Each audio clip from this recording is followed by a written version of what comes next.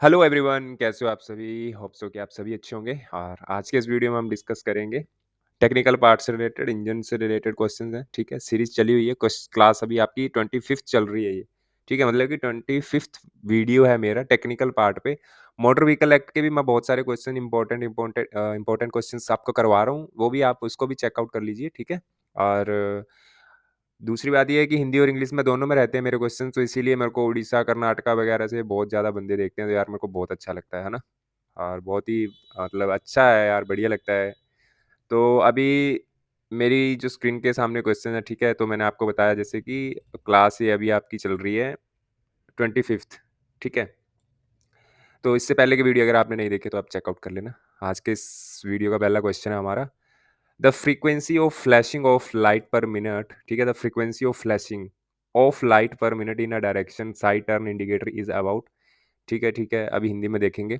दिशा यानी कि side turn संकेतक प्रति मिनट प्रकाश के चमकने की आवृत्ति लगभग कितनी होती है? यानी कि गाड़ी का जो साइड में जो आपके इंडिकेटर होते हैं, ठीक है, आगे भी होता है, पीछे भी होते हैं, ठीक है, इंडिकेटर जो होते हैं आपके, तो उनका जो है पूछा गया हुआ है कि फ्रीक्वेंसी ऑफ फ्लैशिंग लाइट पर मिनट। ठीक है, तो कितनी बार चमकनी चाहिए ये? ठीक है, आपको पता ही है कि मैं आपको जो है उससे अ, जो आपको मतलब कि एक्सप्लेनेशन करवाता हूँ जैसे कि आगे, तो उसमें समझ आ जाता है मेरा क्वेश्चन।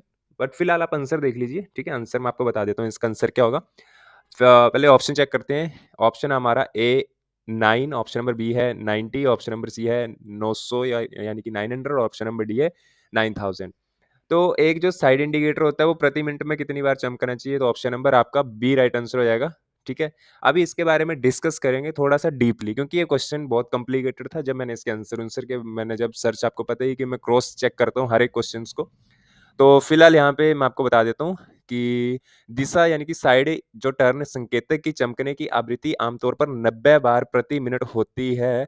यह मानक सुनिश्चित करता है कि संकेतक अन्य चालकों और पैदल चलने वालों के लिए आसानी से दिखाई दे। संकेतक यानी कि जो आपका संकेत होता है इंडिकेटर का, ठीक है, वो अन्य चालकों और पैदल चलने वालों के लिए आसानी से दिखाई दे, ना बहुत तेज हो और ना ही बहुत धीमा हो। यानी कि उसका भी एक फ्रीक्वेंसी होती है ना, डिम अप डाउन होने की, ऑन ऑफ जो ब्लिंक करता है उसकी। तो ये चीज़ इसमें पूछी गई है। तो 90 बार प्रति मिनट तो आ गया। ठीक है, अब इसके बारे में थोड़ा-सा और डीपली डिस्कस करेंगे। जैसे यहाँ लिखा है कि वाहन के टाइम लगेगा भाई, थोड़ा-सा क्वेश्चन बहुत इंपॉर्टेंट है, इसलिए मैं आपको थोड़ा-सा करवा रहा हूँ। अगर आपने नहीं देखनी है एक्सप्लेनेशन तो आप इसको, तो भाई अगर नहीं देखना है आपने एक्सप्लेनेशन को, तो आप जो है इसको स्किप करके आगे आगे का क्वेश्चन देख सकते हो। ठीक है, तो वाहन के टर्न इंडिकेटर की लाइट प्रति मिनट 90 बार, यानी कि ये जो आपका लिखा हुआ है इसके बारे में मैं आपको समझाऊंगा। यानी कि 30 माइनस या 30 ज़्यादा हो सकती है 90 से। ठीक है, चमकती है यानी 60 से 120 बार प्रति मिनट। ये विकिपीडिया के थ्रू मैंने इसको देखा हुआ है। तो क्वेश्चन में अगर आपको 60 से 120 भी अगर आपको दिखता है आंसर, तो ये भी आपका राइट आंसर हो सकता है। ठीक है, मतलब होता 60 से 120 के बीच में ही है ये। ठीक है, तो वहाँ पे मैंने 90 बताया आपको, क्योंकि मेरा क्वेश्चन ही वहाँ पे ये बना था। तो मैं भी कर सकता था ऐसे, लेकिन मेरा क्वेश्चन ही ऐसा बन रहा था, तो 90 यहाँ पे मेरा राइट आंसर था। तो आपका जो राइट आंसर 60 से 120 बार तो होना ही चाहिए, ये विकिपीडिया के अनुसार है। ठीक है, उसके बाद बाकी के विकिपीडिया के अलावा और बाकी चाइनीज स्टैंडर्ड और यूआरएलएक्स, है ना, ईयूआरएलएक्स जो भी है, तो इनके भी जो है इसमें यही है। अब ये देखेंगे कि मैंने जो बताया आपको कि उदाहरण के लिए जैसे कि ये जो उसके इसके बारे में बता रहा हूँ, जो -30 और प्लस है ना, इसके बारे में, ये अगर टर्न इंडिकेटर की फ्लैशिंग की दर 90 प्लस या -30 बार प्रति मिनट है, तो इसका मतलब है कि न्यूनतम दर जो आपकी 90 से -30 होगी, तो आगे 60 आ गया आपका, और 90 से माइनस, ये बार-बार क्यों आ गया? 90 माइनस 30 इक्वल टू 60, 90 60 बार प्रति मिनट, है ना? ये मतलब इन्होंने दे रखा है यार, छोड़ो इसको। आपको मैंने जो मेन बात बता दी, 60 से 120 बार प्रति मिनट, ये जो आपने राइट आंसर इसका याद रखना है। ठीक है, इसीलिए मैं डीपली एक्सप्लेन कर दिया ये क्वेश्चन। नेक्स्ट क्वेश्चन है, the blade in a torque converter have a shape which is square, round, flat या कर्व शेप। ठीक है, तो टॉर्क कन्वर्टर में ब्लेड का आकार कैसा होता है? तो आपका इसका राइट आंसर क्या हो जाएगा? हिंदी में चौकोर बोलते हैं, गोल, ऑप्शन नंबर सी स्पाट, ऑप्शन नंबर डी घुमावदार। तो इसका राइट आंसर हो जाएगा option number D is the right answer. ठीक है, फटाफट करवाऊँगा यार थोड़े से। टॉर्क कन्वर्टर में ब्लेड घुमावदार होते हैं ताकि आप पंप, टरबाइन और स्टेटर के बीच फ्लूइड का प्रवाह आसानी से हो सके। स्टेटर के बीच का फ्लूइड प्रवाह आसानी से हो सके। यह घुमावदार डिज़ाइन टॉर्क के प्रभावी स्थानांतरण और सिस्टम ऊर्जा के लिए अधिकतम उपयोग में मदद करता है, ठीक है? नेक्स्ट क्वेश्चन हमारा, in a 4 stroke petrol engine during the suction stroke, ठीक है? 4 स्ट्रोक पेट्रोल इंजन में सक्शन स्ट्रोक के दौरान क्या होता है? Only air is sucked in, option number B है only petrol is sucked in, option number C है mixture of petrol and air is sucked in, option number D none of these. ये question मैंने आपको करवाया हुआ है, ठीक है? तो इसका तो मुझे नहीं लगता कि आपको बताने की जरूरत है, बट फिर भी ये ऐड ऑन करा हुआ है, मैं इसलिए ऐड ऑन कर देता हूँ। बीच बीच में कुछ कुछ क्वेश्चन रिपीट इसलिए हो जाते हैं कि आपको थोड़ा सा रिवीजन टाइप भी हो जाता है। कुछ क्वेश्चन जो हमने पहले पढ़े उनमें से हमें कुछ याद भी है या नहीं है, ठीक है? तो ऑप्शन नंबर सी आपका राइट आंसर हो जाएगा, ठीक है? एक्सप्लेनेशन पढ़ना है तो आप पढ़ लो यहाँ से, एक्सप्लेनेशन में भी बहुत टाइम लग जाता है। ये थोड़े ईज़ी क्वेश्चंस होते हैं जिनकी एक्सप्लेनेशन पढ़ने के लिए इतने कुछ ज़्यादा इंपॉर्टेंट नहीं होती है, क्योंकि ये समझने वाले होते हैं। जिनमें कुछ ज़्यादा ना समझ आए उसकी एक्सप्लेनेशन को मैं खुद समझा देता हूँ आपको, ठीक है? अब बात करते हैं नेक्स्ट क्वेश्चन की, ओवरड्राइव निम्न में से किसके बीच स्थित होता है? The overdrive is located between the, ठीक है? तो ओवरड्राइव के बारे में मैंने आपको समझाया हुआ है कई बार। तो इसका राइट आंसर क्या हो जाएगा? ए, बी, सी आप यहाँ पे चेकआउट कर सकते हो। ऑप्शन नंबर ए आपका राइट आंसर हो जाएगा, ठीक है? ये जो है ट्रांसमिशन एंड प्रोपेलर शाफ्ट के बीच में होता है, ठीक है? ओवर ड्राइव जो है लोकेटेड होता है आपका ट्रांसमिशन एंड प्रोपेलर शाफ्ट के बीच में। तो यहाँ पे अगर आपने देखना है तो ओवर ड्राइव एक गियर मैकेनिज्म है जो ट्रांसमिशन और प्रोपेलर शाफ्ट के बीच स्थित होता है। यह वाहन को कम इंजन आरपीएम पर अधिक गति से चलाने में मदद करता है, जिससे अधिक ईंधन की बचत होती है और इंजन पर दबाव कम पड़ता है। नेक्स्ट क्वेश्चन है, ये भी बहुत कॉम्प्लिकेटेड क्वेश्चन है, इसके बारे में भी थोड़ा सा आपको बताऊंगा, ठीक है? बैटरी इलेक्ट्रोलाइट में सल्फ्यूरिक एसिड और पानी का अनुपात क्या होता है? बहुत इंपॉर्टेंट क्वेश्चन है। What is the ratio of sulphuric acid to water in battery electrolyte, ठीक है? तो क्वेश्चन तो समझ आ ही गया होगा आपको, ठीक है? तो इसमें इसमें परसेंटेज पूछा हुआ है, ठीक है? तो 35% सल्फ्यूरिक एसिड होता है और 65% वाटर होता है। ऑप्शन नंबर बी 65% आपका सल्फ्यूरिक एसिड एंड 35% वाटर। अब नाइट्रिक एसिड की तो बात ही नहीं होगी यहाँ पे, ठीक है? बैटरी की बात कर रहे हैं यहाँ पे, तो ऑप्शन नंबर ए या बी में आपका राइट आंसर होगा। तो ए और बी में आपका राइट आंसर ऑप्शन नंबर ए हो जाएगा आपका, ठीक है?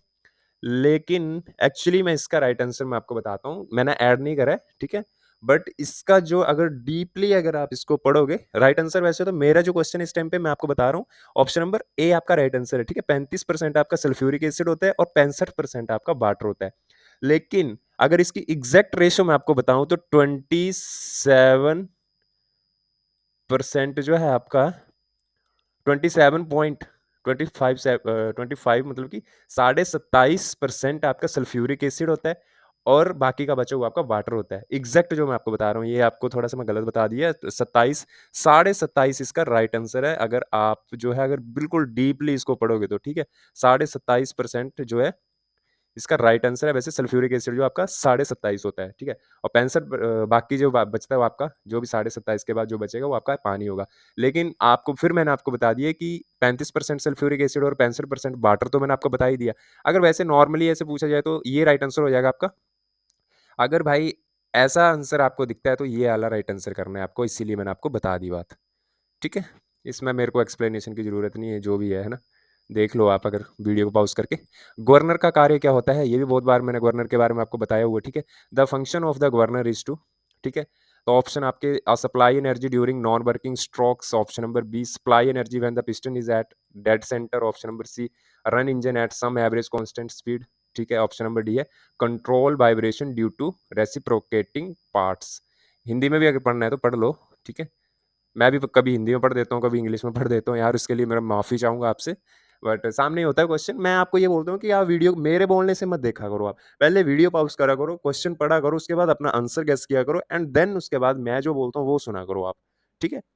तो इसमें राइट आंसर क्या हो जाएगा? ऑप्शन नंबर आपका सी राइट आंसर होएगा। गवर्नर के बारे में मैंने काफ़ी बार आपको पढ़ाया हुआ है, इसकी एक्सप्लेनेशन देने की अभी ज़रूरत नहीं है। Run the engine at some average constant speed, ठीक है? इंजन को एक औसत स्थिर गति पर चलाना जो है गवर्नर का कार्य होता है, ठीक है? अब यहाँ पे पढ़ना है आपने तो आप यहाँ पे पढ़ सकते हैं एक्सप्लेनेशन, ठीक है? नेक्स्ट क्वेश्चन है, कारों में सेवा ब्रेक सामान्यतः किस प्रकार से ऑपरेट किए जाते हैं? ये भी बहुत बार क्वेश्चन करवाया हुआ मैंने, ठीक है? यांत्रिक रूप से, हाइड्रोलिक रूप से, बाबी क्या आया है हिंदी में, न्यूमेटिकली जिसको बोलते हैं, ठीक है?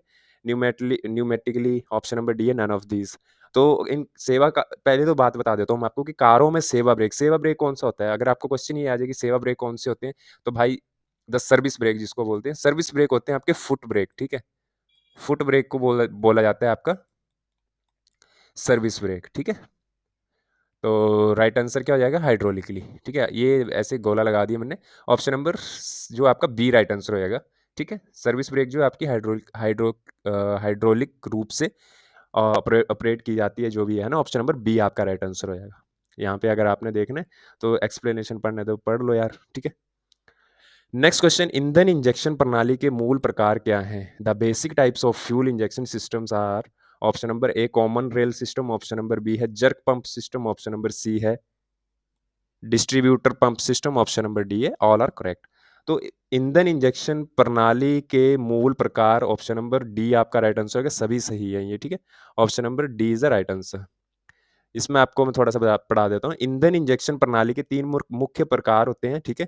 कॉमन रेल प्रणाली, जर्क पंप प्रणाली और डिस्ट्रीब्यूटर पंप प्रणाली। ये सभी प्रणालियां विभिन्न इंजन प्रकारों में उपयोग की जाती हैं ताकि अधिकतम दक्षता और प्रदर्शन सुनिश्चित किया जा सके। कुछ खास है नहीं इसमें, आपको सिर्फ क्वेश्चन के हिसाब से आंसर आपको याद रखना है।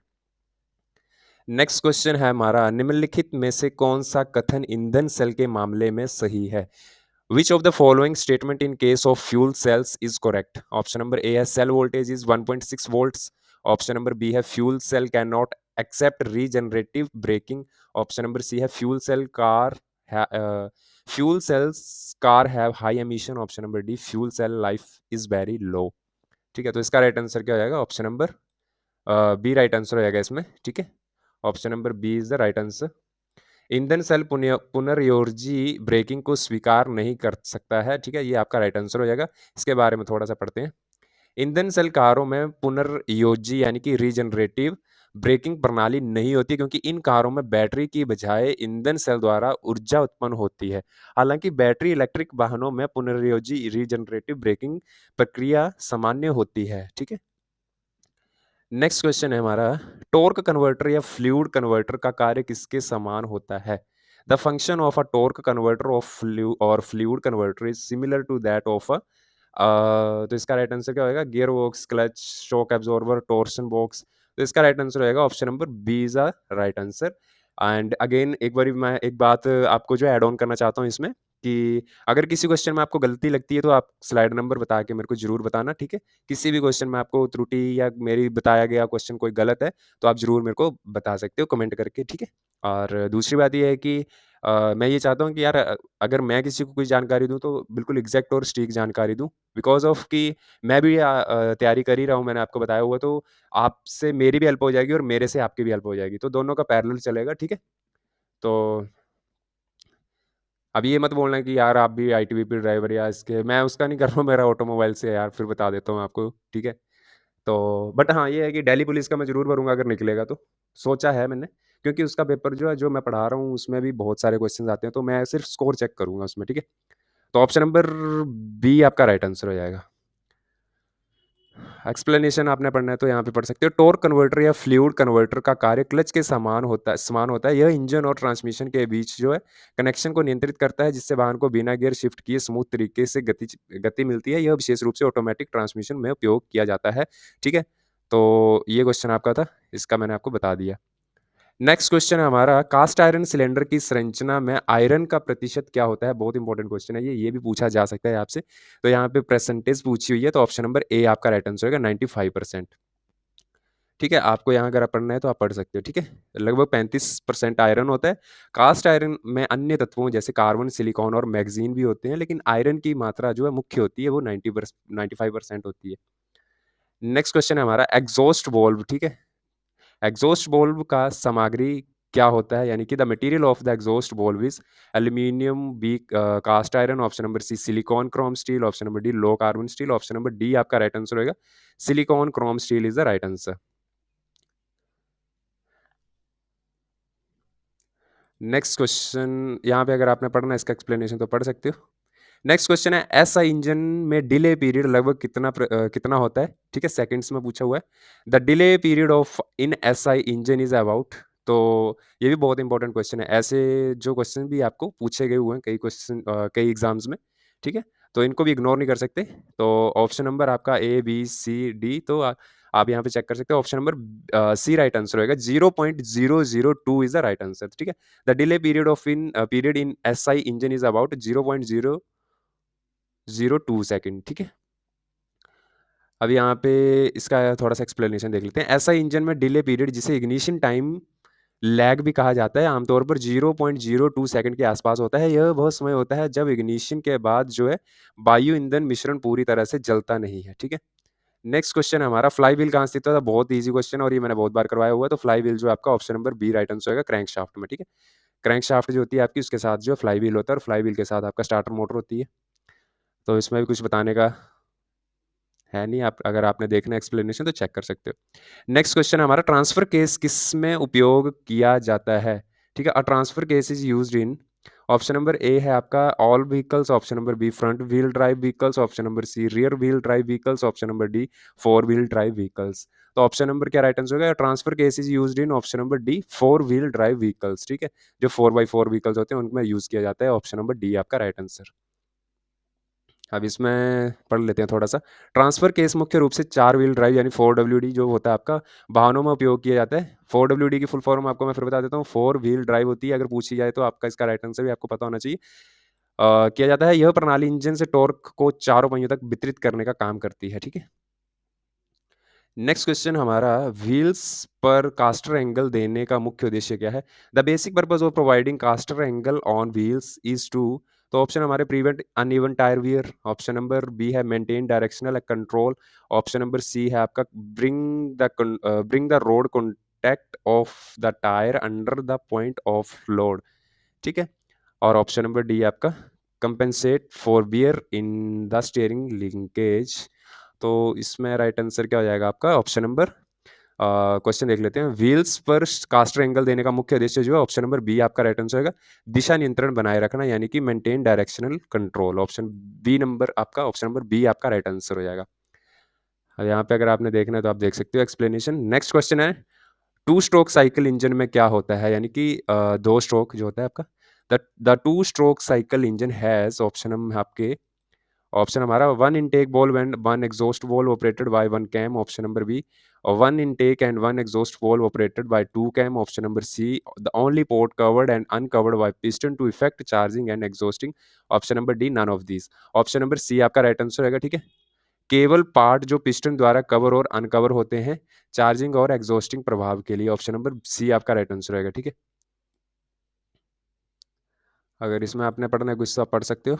नेक्स्ट क्वेश्चन है, किस इंजन का ओवरहॉल जीवन कम होता है? ये मैंने आपको शायद पहले भी करवाया हुआ क्वेश्चन। तो which engine has less overhaul life, ठीक है। जीवन काल पूछा गया हुआ है इंजन के बारे में, कौन से? Petrol, diesel, both, D, none of these. तो पेट्रोल इंजन का जो है जीवन काल थोड़ा कम होता है, डीजल इंजन जो है हैवी होते हैं। अगर यहाँ पे ये पूछा जाए कि किस इंजन का ओवरहॉल जीवन ज़्यादा होता है, तो डीजल इंजन आंसर हो जाएगा। कम पूछा गया तो पेट्रोल इंजन हो जाएगा, सिंपल सी बात है, ठीक है। ये आप एक्सप्लेनेशन चेक कर सकते हो। नेक्स्ट क्वेश्चन है आपका, पावर ट्रेन में कौन से घटक शामिल होते हैं? The power train include the clutch, propeller, shaft, differential and, अरे यार ये तो क्वेश्चन ही गलत हो गया, छोड़ो इसको। हिंदी में कुछ और है और हिंदी में इंग्लिश में कुछ और है। The power train include the clutch, propeller, shaft, differential and, the power train में कौन से घटक शामिल होते हैं? गलत हो गया ये क्वेश्चन, ठीक है। हिंदी और इंग्लिश में वैसे क्वेश्चन तो ठीक है, बट कोई बात नहीं, आगे देखते हैं, बाद में करूँगा इसको मैं, ठीक ठीक है। सिलेंडर का आंतरिक व्यास क्या कहलाता है? ये तो सिंपल क्वेश्चन है आपका, ठीक है। जो सिलेंडर होता है इसका, जो यहाँ पे पिस्टन जो मैंने आपको बताया था, ये मैंने पहले भी करवाया हुआ, ये पिस्टन मान के चलो आपके, ठीक है। तो इसका आंतरिक व्यास पूछा गया हुआ है, तो इसको बोर बोला जाता है यार। ऑप्शन नंबर बी आपका नॉर्मल सा राइट आंसर है, ठीक है। तो इसमें आपको मैंने बता दिया है, ठीक है। एक्सप्लेनेशन अगर आपने देखना है तो कुछ खास नहीं है इसमें। नेक्स्ट क्वेश्चन की बात कर लेते हैं। निम्नलिखित में से कौन सा उदाहरण पॉजिटिव क्लच का उदाहरण है, ठीक है। Which among the following is an example of positive clutch? तो जो clutch, multiple clutch, single plate clutch, all of these, option number D is the right answer. ऊपर के सभी जो है राइट आंसर है, ठीक है। आप यहाँ पे जो है देख सकते, सॉरी सॉरी सॉरी, हाँ ये इसका राइट आंसर होगा ऑप्शन नंबर ए, जो क्लच, ठीक है। भाई यार थोड़ा सा जल्दी जल्दी करवाना पड़ता है यार, सोचता हूँ कि क्वेश्चन ज़्यादा जो है एक वीडियो में कवर हो जाए। ठीक है? अगर आप टाइम निकाल के देखते हो वीडियो तो। तो इसमें ऑप्शन नंबर आपका डी नहीं होगा, ऑप्शन नंबर ए राइट आंसर होगा, ठीक है? गलती हो जाती है कई बारी। तो यहाँ पे लिखा है कि जो क्लच एक पॉजिटिव क्लच है जिसमें 2 जो के आकार एक दूसरे से मेल खाते हैं और यह पॉजिटिव तरीके से जुड़ते हैं, यह बिना स्लिप के पावर ट्रांसमिशन करते हैं। ऑप्शन नंबर ए आपका राइट आंसर होगा, ठीक है? क्वेश्चन एक बार फिर बता देता हूँ कि which among the following is an example of positive clutch? Option number ए जो क्लच। नेक्स्ट क्वेश्चन हमारा निम्नलिखित में से कौन-सा हाइड्रोलिक ब्रेक सिस्टम का लाभ है? ठीक है? Which of the following is the advantage of hydraulic brake system? Option हमारा बियरिंग पार्ट आर लेसर, यानी कि पहनने वाले भाग कम होते हैं। ऑप्शन नंबर बी है आपका system is self compensating. Option number C system provide equal braking effect. Option number D all are correct, ठीक है? Which of the following is the advantage of hydraulic brake system? तो इसमें जो आपका option number एक बार मैं check कर लेता हूँ इसको भी। हाँ, तो इसका ऑप्शन नंबर जो है आपका डी राइट आंसर होगा, ठीक है? ऑल आर करेक्ट, ये आपके सभी राइट आंसर हैं। ठीक है, हाइड्रोलिक ब्रेक सिस्टम में पहनने वाले भाग कम होते हैं, यह स्वसमयोजित होता है और यह समान ब्रेकिंग प्रदान करता है, जिससे यह अधिक प्रभावी और विश्वसनीय होता है, ठीक है? नेक्स्ट क्वेश्चन, फ्लोट चैम्बर में ईंधन को स्थिर स्तर पर किसकी क्रिया द्वारा रखा जाता है, ठीक है? The fuel is the fuel in float chamber is kept at a constant level by the action of, option है आपका float and needle valve. Option number B है main jet. Option number C है opening the throttle valve. Option number D है fuel pump. तो इसका right answer क्या हो जाएगा? ऑप्शन नंबर ए आपका राइट आंसर हो जाएगा, ठीक है? फ्लोट एंड नीडल वाल्व, इसके बारे में थोड़ा सा पढ़ते हैं। अब फ्लोट चैम्बर में ईंधन का स्तर फ्लोट और नीडल वाल्व के द्वारा स्थिर रखा जाता है। जब फ्लोट की ऊंचाई निर्धारित स्तर तक पहुंचती है तो नीडल वाल्व ईंधन आपूर्ति को रोक देता है, ठीक है? ऑप्शन नंबर ए आपका राइट आंसर हो जाएगा। नेक्स्ट क्वेश्चन है आपका टीडीसी और बीडीसी के बीच की दूरी को क्या कहा जाता है, ठीक है? Top dead centre and bottom dead centre होता है इसका फुल फॉर्म। तो ऑप्शन आपका स्ट्रोक, बोर, थ्रो, इनमें से कोई नहीं, तो ऑप्शन नंबर ए आपका राइट आंसर होगा स्ट्रोक, ठीक है? टीडीसी और बीडीसी के बीच की दूरी को क्या कहा जाता है? स्ट्रोक। अगर ये आपने देखना हो तो यहाँ पे देख सकते हो, अगर इनकी फुल फॉर्म पूछी जाए तो ये मैंने करवाया भी हुआ वैसे, बट आप यहाँ से देख सकते हो टॉप डेड सेंटर और बॉटम डेड सेंटर इसकी फुल फॉर्म भी होती है, ठीक है?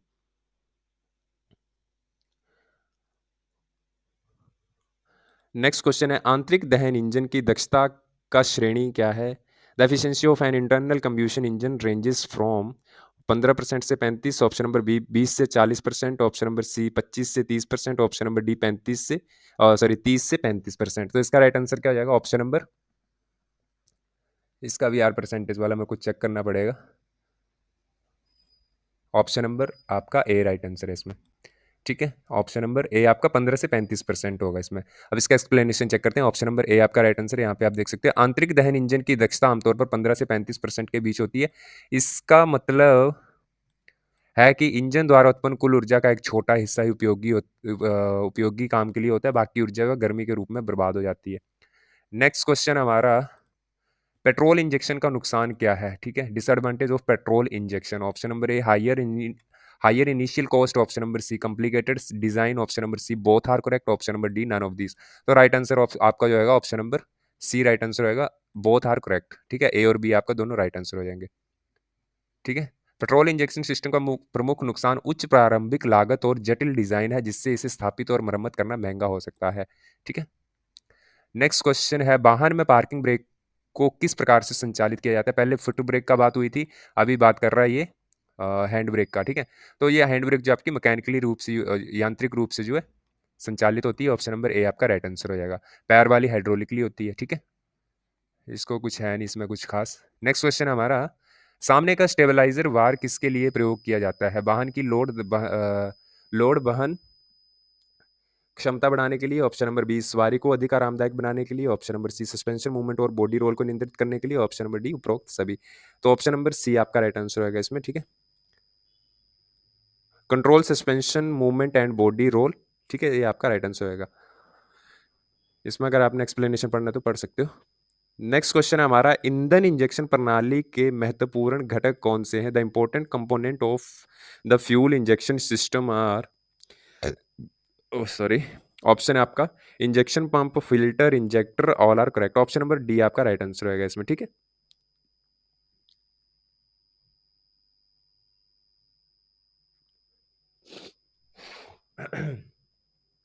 सॉरी। नेक्स्ट क्वेश्चन है नेक्स्ट क्वेश्चन अब नेक्स्ट वीडियो में होगा। मुझे खुद ही नहीं याद रहता है कि मैं कितने क्वेश्चन लेके आया हूँ, ठीक है? तो होप सो कि आपको क्वेश्चन्स अच्छे लगे होंगे और किसी क्वेश्चन में आपको गलती लगती है तो आप ज़रूर ये स्लाइड नंबर बता के मेरे को इन्फॉर्म कर सकते हो, ताकि हमारे द्वारा दी गई जानकारी, मेरे द्वारा दी गई जानकारी किसी को गलत ना हो। एग्ज़ाम में कोई क्वेश्चन, एक भी क्वेश्चन आपका गलत ना हो जाए। इस पर्पज़ पे मैं आपको हमेशा ये बात बोलता हूँ, गलती मेरे से भी हो सकती है, गलती आपसे भी हो सकती है, गलती किसी से भी हो सकती है, नो डाउट, ठीक है? मेरे को अगर मेरी गलती के बारे में कोई बताएगा, मेरे को अच्छा लगता है, ठीक है? इससे मेरी भी हेल्प होती है और आपकी भी होती है और किसी तीसरे की भी होती है। तो क्वेश्चंस कैसे लगे आपको ज़रूर बताना। मिलते हैं नेक्स्ट वीडियो में, तब तक के लिए थैंक यू। जय हिंद। चैनल को सब्सक्राइब कर लेना, ठीक है?